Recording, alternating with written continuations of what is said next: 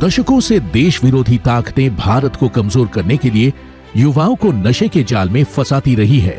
लचर कानून, केंद्र, राज्य एवं विभिन्न संस्थानों के बीच समन्वय की कमी और जवाबदेही सुनिश्चित न होने से स्थिति गंभीर हो गई।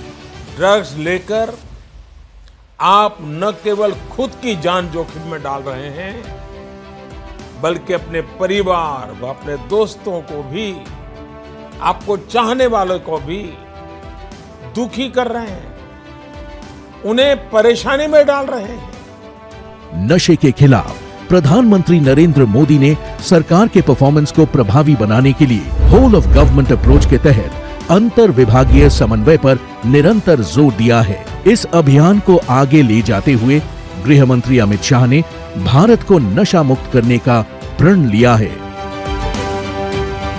नशा मुक्त भारत के लक्ष्य की प्राप्ति के लिए नशे के खिलाफ जनमानस बनाने के साथ सभी राज्य सरकारों के सहयोग व अभियान में जुटी संस्थाओं के आपसी समन्वय पर जोर देते हुए गृह मंत्री अमित शाह के नेतृत्व में कई प्रभावशाली कदम उठाए गए, जैसे एनकॉड की 4 स्तरीय मैकेनिज्म के द्वारा समन्वय। इसके तहत सभी स्तरों पर एनकॉड के सभी स्टेक होल्डर्स की नियमित मीटिंग के निर्देश के अलावा एनकॉड पोर्टल पर एकीकृत ड्रग के डेटा प्रबंधन, न्यायालय के आदेश, संबंधित नियम व कानून इत्यादि उपलब्ध है। इसके साथ ही सभी राज्यों तथा केंद्र शासित प्रदेशों में dedicated anti narcotics task force का गठन किया गया और इसका पहला राष्ट्रीय सम्मेलन 19 अप्रैल 2023 को नई दिल्ली में हुआ। अवैध ड्रग्स में डार्क नेट व क्रिप्टो करेंसी के बढ़ते उपयोग पर शिकंजा कसते हुए गृह मंत्री अमित शाह के निर्देश पर मैक की सीमा का विस्तार करते हुए सब मैक की शुरुआत की गई है। अब ड्रग्स के मामलों में डार्क नेट, क्रिप्टो करेंसी के इनपुट भी साझा किए जा रहे हैं। गृह मंत्री अमित शाह के निर्देश पर आपसी समन्वय के महत्व को देखते हुए नार्को संबंधित मैकेनिज्म में सभी केंद्रीय स्तर के स्टेक होल्डर्स तथा राज्य स्तरीय समिति में स्कूली शिक्षा और साक्षरता विभाग एवं डिपार्टमेंट ऑफ पोस्ट के बीच समन्वय को बढ़ाया गया है। साथ ही एनसीबी ने सभी गिरफ्तार नार्को अपराधियों पर एक एकीकृत डेटाबेस निदान भी तैयार किया है।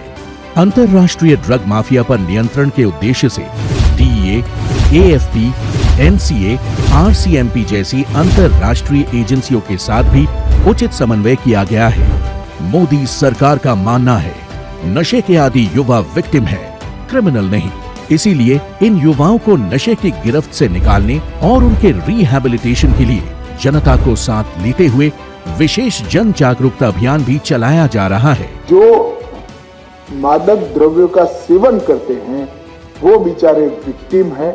हमारा सिस्टम में नाते उनको वापिस लाने का प्रयास होना चाहिए। इसी क्रम में एनसीबी पूरे भारत में ड्रग सेवन की दृष्टि से 372 सबसे संवेदनशील जिलों में 8000 युवा वॉलंटियर्स के माध्यम से ड्रग्स के खिलाफ जन जागरूकता के लिए विभिन्न कार्यक्रमों का आयोजन भी कर रहा है। अब तक 3 करोड़ से अधिक युवा और 2 करोड़ से अधिक महिलाएं इस अभियान से जुड़ चुके हैं। मोदी सरकार द्वारा ड्रग्स के खिलाफ इस लड़ाई को डिटेक्शन, नेटवर्क के डिस्ट्रक्शन, कल्प्रिट के डिटेंशन और एडिक्ट्स के रिहैबिलिटेशन पर एक समान ध्यान देकर अंजाम तक पहुंचाया जा रहा है। गृह मंत्री अमित शाह के प्रयास, नीति और रणनीति से देश अपने लक्ष्य नशा मुक्त भारत की ओर तेजी से बढ़ रहा है। नशा मुक्त भारत ही आने वाली पीढ़ी और देश के स्वर्णिम भविष्य के लिए सबसे बड़ा उपहार होगा। हम एक ऐसे भारत का निर्माण करें जब देश की आजादी की शताब्दी मनाई जाए, तब भारत और भारत के युवा ड्रग फ्री हो जाए।